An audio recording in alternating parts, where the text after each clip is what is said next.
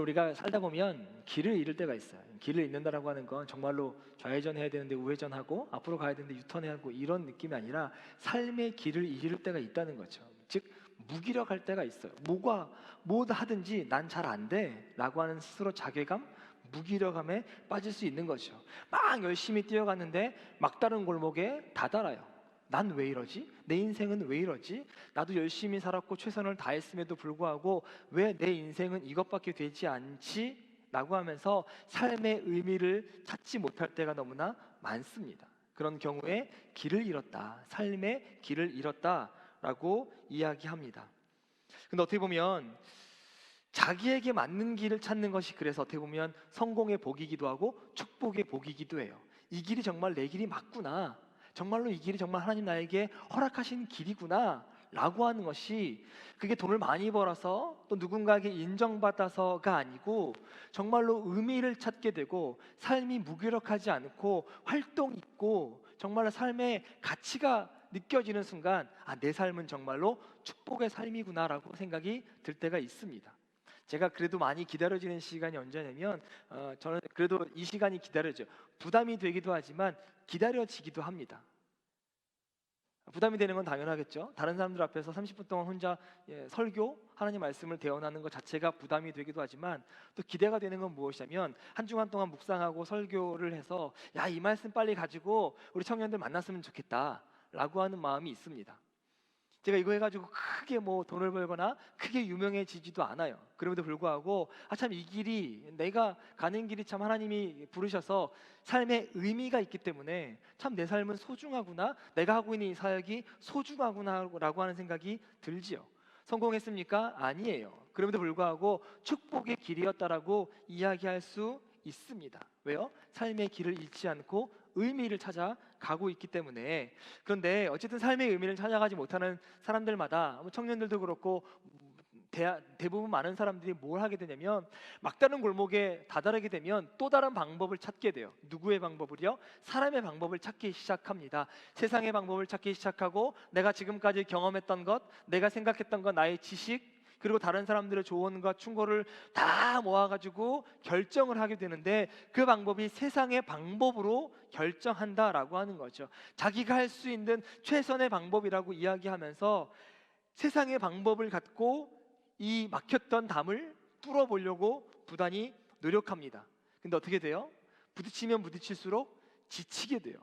부딪히면 부딪힐수록 여기만 더 아파지기 시작해요. 위험해지기 시작하고 지쳐지기 시작한다는 거죠. 여러분, 그래서 삶에 어려움이 오셨어요? 삶의 막다른 골목에 삶의 의미를 찾지 못할 때마다 가장 먼저 해야 될 것이 무엇이냐면 하나님 말씀을 듣는 여러분 되시기를 주님의 이름으로 축복합니다.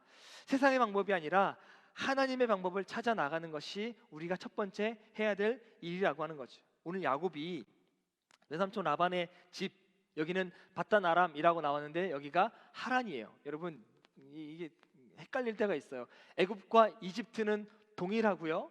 그리고 뭐 가나안 땅에 지금 오늘도 나오겠지만 세겜, 세일, 뭐 이런 동네들 다 가나안 땅이에요. 그리고 쭉 멀리 떠나서 바단 아람이라고 하는 것이 외삼촌이 살던 집 하란, 거기는 에돔 아람이라고 하는 나라입니다. 거기는 가나안 땅이 아니에요. 그래서 지명이 이렇게도 나오고 저렇게도 나와서 헷갈릴 수 있지만 어쨌든 하란이라고 하는 땅, 오늘 성경에선 바단 아람이라고 나오는 그곳을 떠나서 가나안으로 오게 돼요. 이곳에 오면 이제 하나님이 인도하셨기 때문에, 하나님이 부르셨기 때문에 이제 내 삶은 형통해진다. 고생 끝 행복 시작, 불행 끝 행복 시작이라고 하는 생각을 있었습니다. 그런데 이 곳에 오자마자 인생의 길을 잃어요.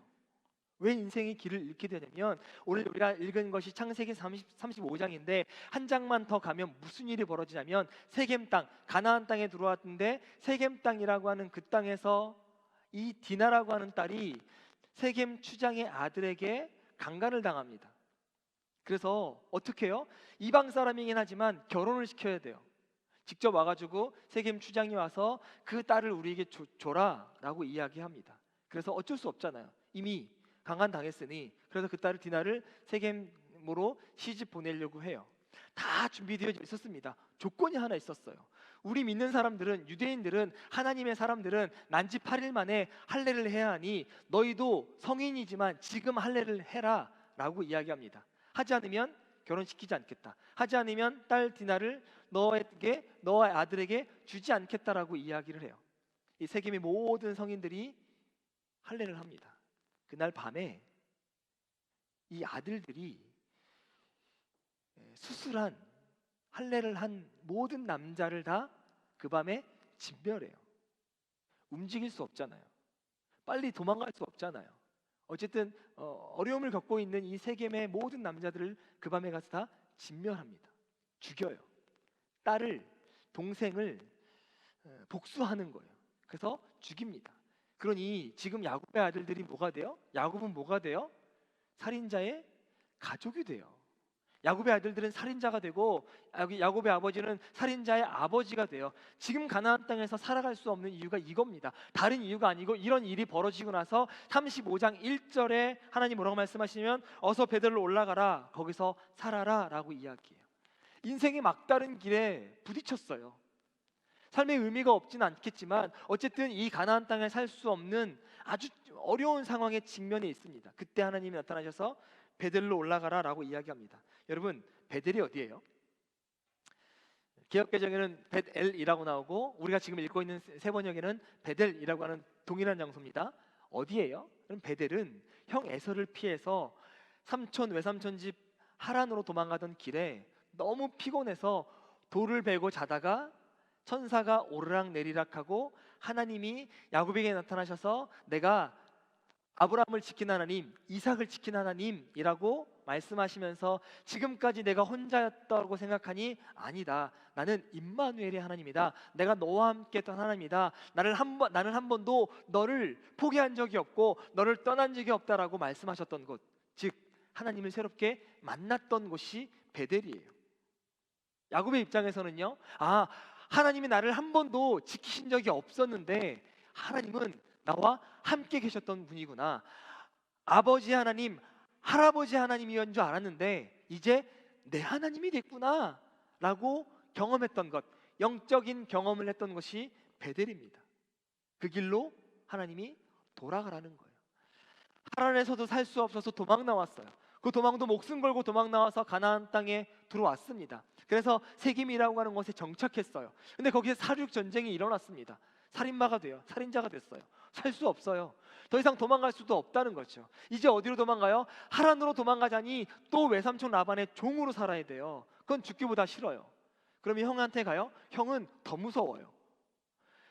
이렇게도 못하고 저렇게도 못하는 이 어려운 상황 가운데 놓여져 있는 이 야곱에게 하나님이 나타나셔서 나를 처음 만났던 곳 베델로 가라라고 지시하시는 거죠. 인간적인 성공을 했지만 이 마음 속에서는 야곱은 지금까지 무엇을 느끼지 못했냐면 하나님의 깊은 경험을 느끼지 못했어요. 마음에 안정이 없습니다. 지금 세겜 땅에서 아들이 살인마가 되고 살인자의 가족들이 됐어요. 겁은 됐지만, 부자는 됐지만, 성공은 했지만, 세상에서 알아주는 부자가 되긴 했지만 지금 마음은 척박해요. 마음은 칙칙합니다. 어떻게 결정할 수 없는 상황이죠.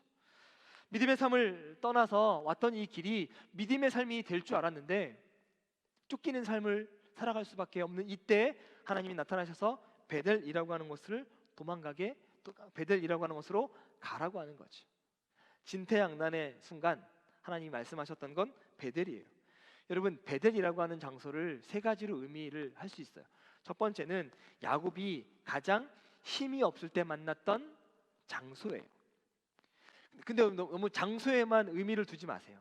뭐냐면 힘이 없을 때 만났던 곳이긴 하지만, 장소이긴 하지만 하나님과 만났던 믿음의 영적인 경험을 이야기하고 있는 겁니다. 꼭 그것이 거룩한 땅이 되는 것이 아니라 하나님을 만났기 때문에 베델이 거룩해졌듯이 그곳으로 가라라고 하는 건 그곳에 가면 모든 문제가 해결된다라고 하는 것이 아니라 하나님을 만났던 처음의 마음을 회복해야 된다라고 하는 거죠. 가장 힘이 없고 가장 가난했고 무기력하고 내 편이 없다라고 생각했던 그 순간 만났던 하나님, 그 하나님을 또 만나야 되지 않겠냐라고 야곱에게 이야기하고 있는 것이죠. 여러분, 우리가요 세상을 좀 살다 보면 조금만 갖고 있으면 세상 사람들 앞에서 떵떵거리며 살아요.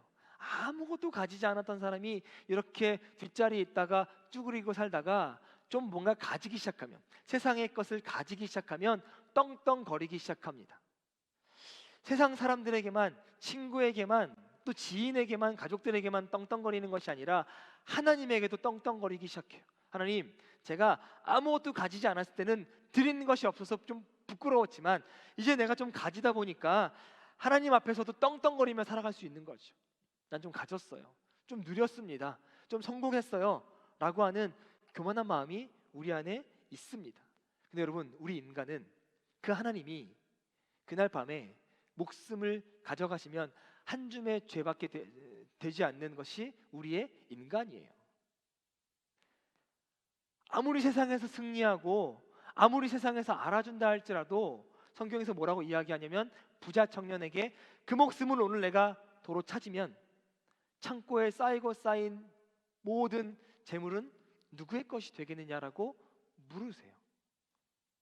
우리 인간은요, 좀만 가지면 괜찮은 사람이라고 생각해요. 우리 인간들은요, 좀만 가지면 남 위에 서서 남을 지배하고 억압하고 억누르려고 합니다. 근데 하나님이 그날 밤에 도로 목숨을 찾으시면 우리는 한 줌의 진흙에 불과하다는 거죠.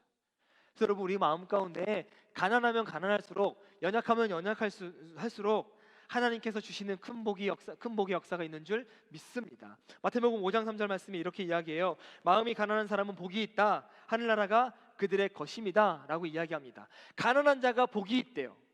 여기 가난하다라고 이야기하는 건 우리가 물질적으로 가난한 것을 이야기하는 것이 아닙니다.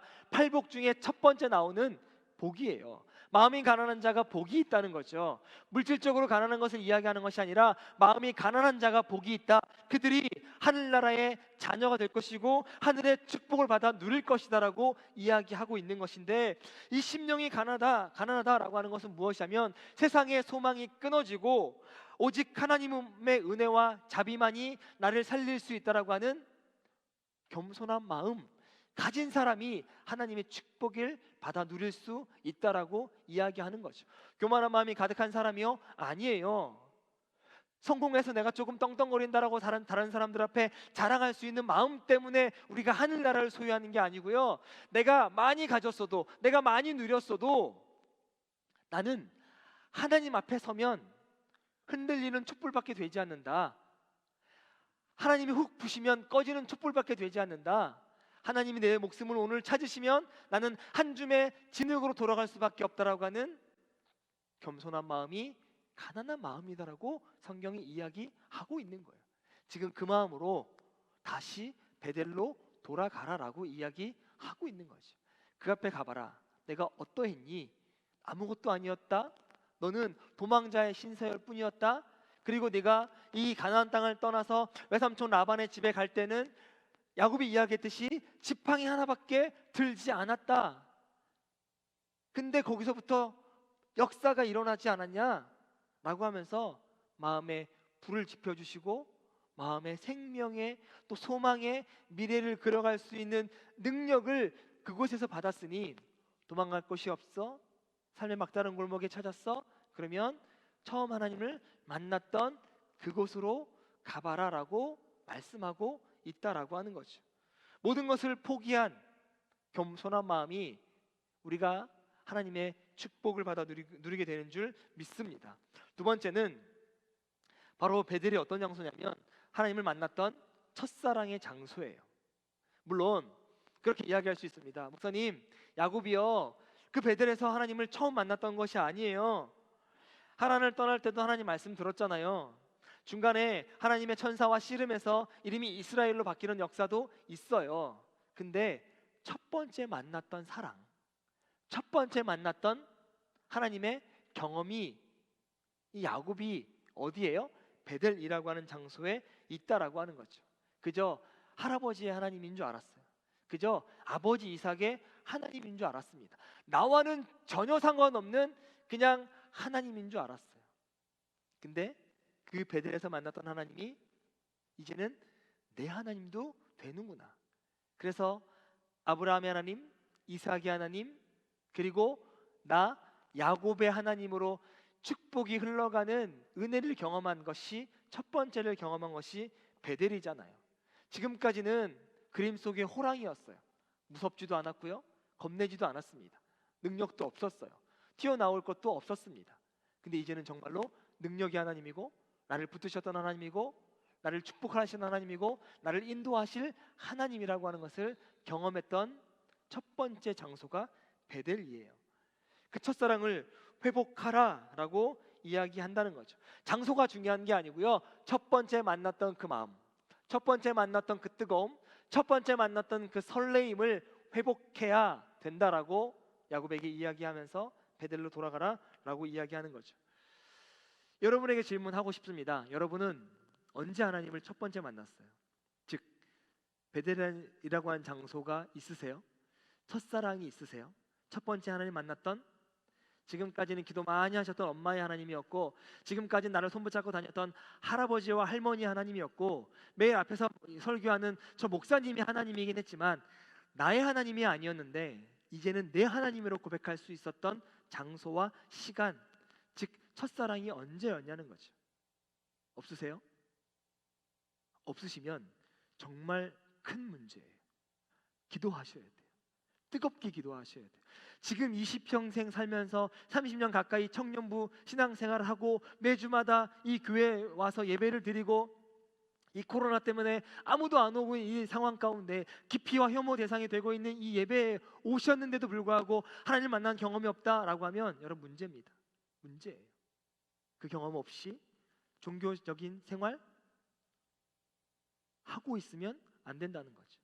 여러분에게 꼭 부탁드리고 싶어요. 베델 장소가 있어야 돼요. 내가 하나님 처음 만나서 하나님을 경험했던 첫 번째 장소가 있어야 되는 거죠. 오늘 예수 나의 첫사랑 되시네 라고 한 찬양이 있죠. 후렴 부분이 이렇게 시작해요. 후렴 부분 이런 가사가 있어요. 오직 주만 바라보며 나의 삶을 드리네, 다른 길은 찾지 않으리, 나의 온전한 열정과 나의 찬양 대신에 주의 길을 따라가리라. 여러분, 이 가사가 어떻게 저에게 느껴졌냐면, 처음 은혜 받으면서 고백했던 그 고백과 별반 다르지 않아요. 저는요, 여러분들도 하나님을 만났던 첫사랑의 그 느낌을 가사로, 글로 표현하라 라고 하면 이렇게 쓰지 않을까 생각해요. 이런 고백이 있지 않을까 생각해요. 오직 주만 바라보겠습니다. 내 삶을 드리겠습니다. 이제는 내가 세상 가운데 속하지 아니하고 하나님의 사람으로, 하나님의 방법으로만 살겠습니다. 다른 길 이제 나에게 없습니다. 나의 길은 온전히 주님의 길입니다. 내가 다른 길 찾지 아니하고 온전히 나의 뜨거운 열정과 주님이 나에게 주신 이 뜨거운 마음을 갖고 주님만 따라가겠습니다라고 하는 이 큰 틀 안에서 벗어나지 않는 고백을 했을 거라고 생각해요. 저 또한 동일합니다. 이 고백에서 크게 벗어나지 않아요. 근데 시간이 지나다 보니까 무엇을 잃게 돼요? 첫사랑의 기억을 잃게 돼요. 첫사랑이라고 하는 거 생각해 보세요. 앞뒤 좌우 가리지 않고 그냥 물불 가리지 않고 뛰어들었던 첫사랑이 있어요. 풋풋하긴 하지만, 그래서 실수도 하고 때로는 잘못도 하긴 하지만 그 첫사랑 앞에서는 무엇이 있냐면 굉장한 큰 열정이 있어요. 내가 목숨을 다 바쳐서라도 그 사랑을 지키겠다라고 하는 뜨거운 열정이 있습니다. 하나님에 대한 뜨거운 열정. 이제 나는 지금 죽어도 좋습니다라고 했던 고백들, 이제 내가 정말 세상으로부터 놀림거리가 되어도, 손가락질의 대상이 되어도 나는 죽어도 주님의 길을 따라가겠다라고 이야기했던 경험, 저는 여러분 다 있을 거라 생각해요. 저도 있었고요. 근데 시간이 지나다 보니까 잊어요. 시간이 지나다 보니까 희미해져요. 아니면 이렇게 이야기할 수 있을 것 같아요. 야, 내가 언제 이런 고백을 했지? 부끄러워.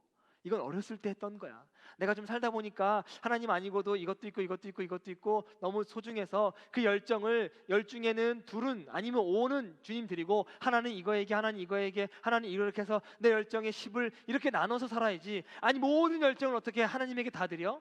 어렸을 때, 아무것도 모를 때 라고 치부할 수도 있을 것 같아요. 첫 번째 사랑을 회복하시는 여러분 되시기를 주님의 이름으로 축원합니다. 첫사랑이 과거형이 아니에요. 그 첫사랑은 지금의 사랑이 시작되어진 출발점입니다. 그래서 힘들고 어렵고 삶의 의미를 찾지 못할 때, 삶의 막다른 골목에 딱 처해져 있을 때, 여러분 하나님을 찾으면서 첫사랑을 회복하세요. 첫사랑을 회복하세요. 그러면 일어나게 되어져 있습니다.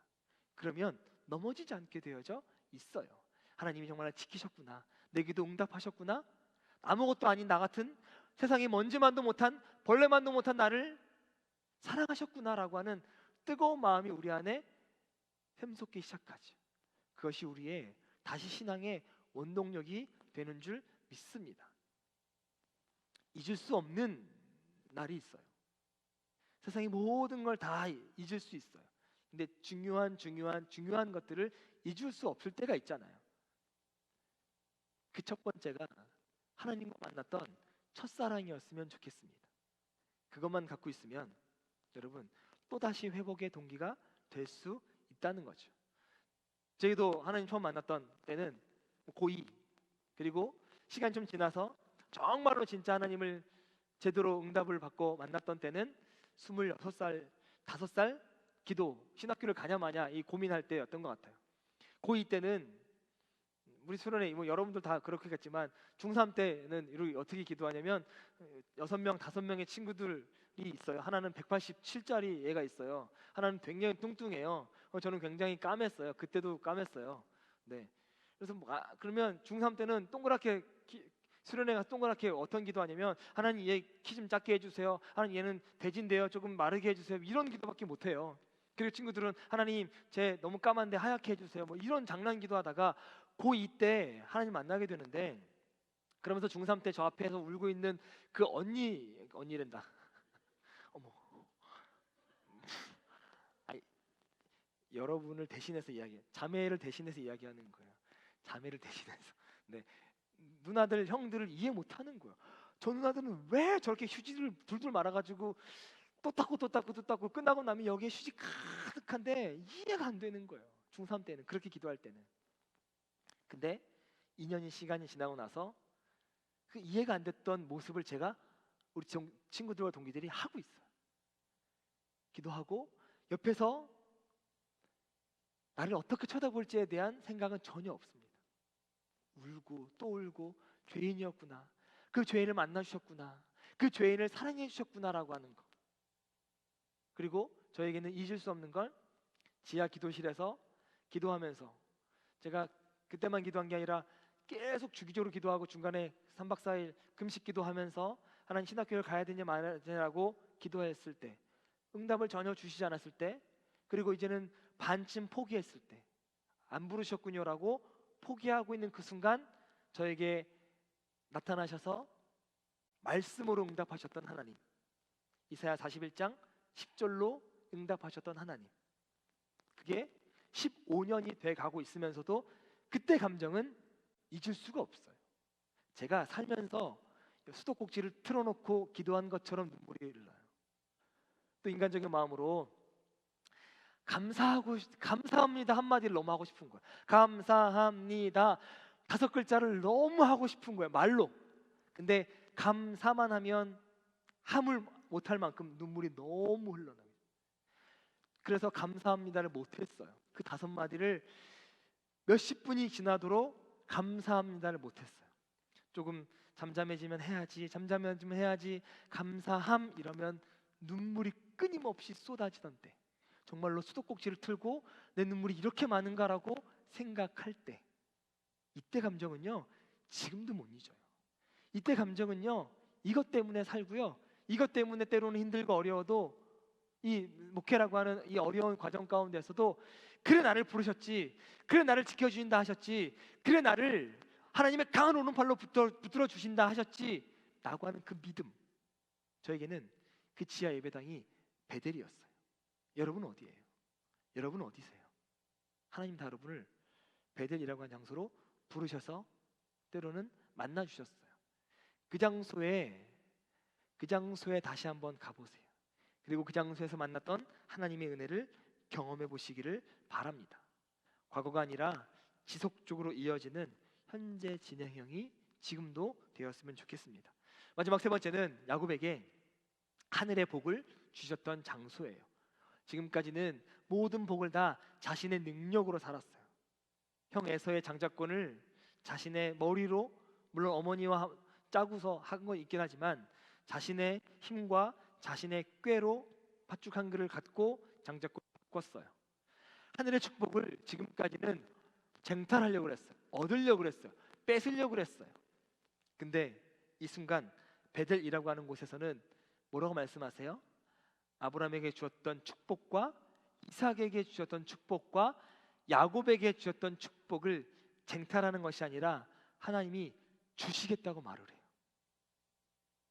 그렇게 너무나 갖고 싶었던 할아버지의 축복과 장자권과 아버지 이삭의 장자권을 그렇게 갖고 싶어서 거짓말도 하고 꾀도 부리고 다른 사람 속여가면서까지 했던 그 하늘의 축복을 속이지 않았는데, 꾀 부리지 않았는데, 달라고 하지 않았는데 이제 하나님이 주신대요. 하늘의 복을. 여러분, 그곳에 가면, 그래서 첫사랑을 회복하면 하나님이 우리에게 주셨던 하늘의 복이 여러분에게도 있는 줄 믿습니다. 그래서 그 복 때문에 우리가 살아가고 있는 거 아니겠어요? 그 순간 여러분에게 무엇이 주어졌어요? 천국 백성이라고 하는 천국의 시민권이 여러분에게 부여지는 줄 믿습니다. 우리 여기서 기껏해야 80년, 요즘 100년이라고 이야기하지만 100세까지 잘 살지도 않을 뿐더러 80년, 90년 살면 이제 이 땅에 시민권 없고 영원히 살 본향 천국으로 가야 돼요. 첫 번째 베델에서 만났던 하나님이 주셨던 그 하늘의 축복이 어떤 시민권이에요? 우리가 다시 돌아갈 본향의 시민권인 줄 믿습니다. 그러니까 우리가 베델이라고 하는 것, 하나님을 만났던 장소에 가야 우리가 삶의 동기도 얻고 믿음의 축복도 얻는 줄 믿습니다. 실패해서 갈 곳이 없으세요? 그럴 수 있을 것 같아요. 요즘 청년들 너무나 많이 힘들어하고 이렇게 제가 신방할 때마다 50개, 100개씩 이력서 넣는데 잘 안 돼요. 이것저것 안 돼요. 다 안 돼요. 라고 하는 이 막다른 골목, 남들은 잘 되는데 나만 안 되는 것 같아요. 라고 하는 우울감, 이런 것들 너무나 많이 있는 것 같아요. 여러분, 그럴 때마다 하나님을 찾으세요. 물론 사람의 방법으로 최선을 다해서 살아가야 하지만 하나님을 찾으시길 바랍니다. 그곳에 길이 있어요. 그곳에 다시금 우리를 살리는 힘의 원동력이 그 첫 번째 만났던 베델이라고 하는 장소에 있는 줄 믿습니다. 여러분, 그거 한번 이렇게 끄집어내 보세요. 저 밑에 있었던 처음 하나님 만났던 마음의 장소를 끄집어내 보시기 바랍니다. 어디예요? 기도 한번 할 건데 반주해 주시고요. 그 장소를 한번 이제 끄집어내 보려고 해요.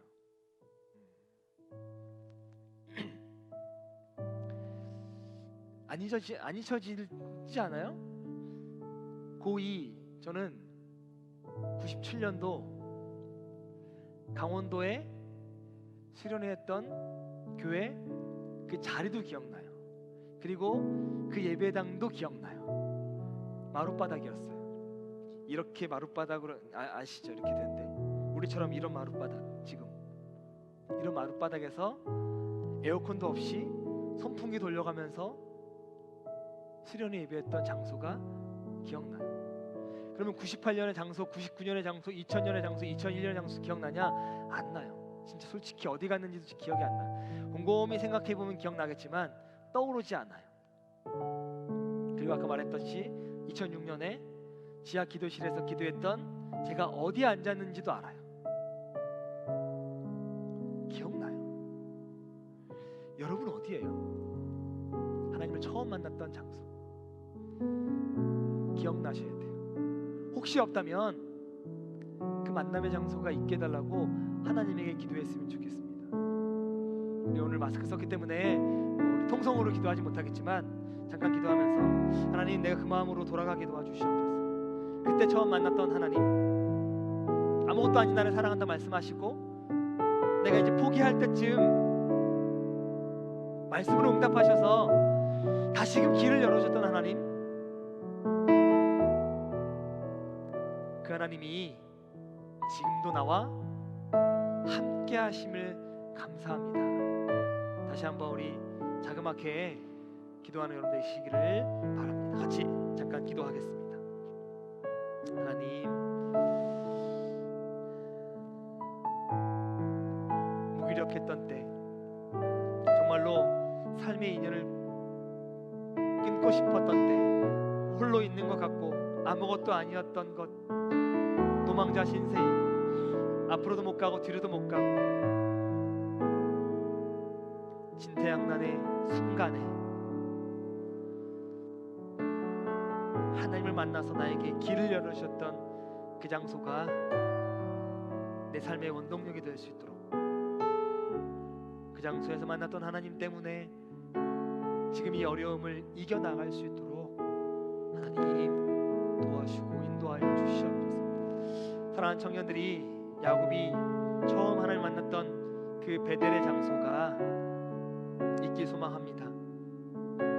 힘들고 세상에 홀로 외톨이 같았던 때, 아무것도 아니라고 이야기할 수밖에 없었던 때, 그럼에도 불구하고 나타나셔서 하늘을 경험하게 하시고 이제는 내 하나님이라고 경험했던 그 베델의 장소가 우리 청년들에게 있을 수 있도록 하나님 인도하여 주시옵소서. 네. 사랑과 은혜가 많으신 하나님, 오직 주만 바라보며 내 삶을 드리겠다라고, 이제는 다른 길을 찾지 않겠다라고 나의 모든 열정을 담아 주님의 길을 따라가겠노라고 고백했던 그 고백이 단순히 분위기 때문에, 단순히 감정 때문에 드렸던 고백이 아닌 줄 믿습니다. 정말로 우리의 마음을 담아 드렸던 첫사랑의 고백, 이제는 회복게 도와 주시옵소서. 그래서 힘들고 어렵고 낭떠러지 앞에 서 있고 하늘로도 땅으로도 도망갈 곳이 없다라고 고백되어지는 그 순간 기억하게 하시고 상기하게 하셔서 다시금 삶의 원동력, 신앙생활의 원동력을 해나갈 수 있는 사랑하는 약대 모든 청년들 되게 도와 주시옵소서. 아직 베델의 장소가 없다면 오늘 밤 꿈속에서 또 삶의 자리에서 그 베델의 하나님을 만나는 사랑하는 청년들 모두가 되시도록 주님 축복하여 주시옵소서. 감사드리며 거룩하신 예수님의 이름으로 간절히 기도합니다. 아멘.